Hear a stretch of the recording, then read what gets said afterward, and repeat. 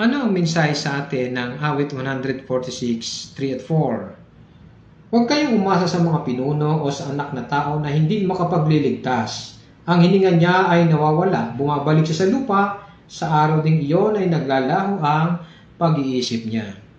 Ano ba ang dahilan kung bakit nahihirapan na wakasan, hindi magawa ng mga tao na alisin ang digmaan, awayan, pagkakapuutan, kahirapan sa buhay, at ganun din ang diskriminasyon?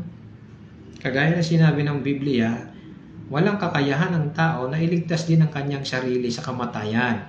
Lahat tayo ay nagkakasakit at namamatay. At ganun din, hindi dinisign ang mga tao na pamahalaan ang kanyang sarili. At ganun din ang kanyang kapwa. At sino ang may kakayahan na lunasan ang sakit ng sangkatauhan? Sang-ayon ka ba na ang Diyos na Jehovah ang may kayang gawin ito?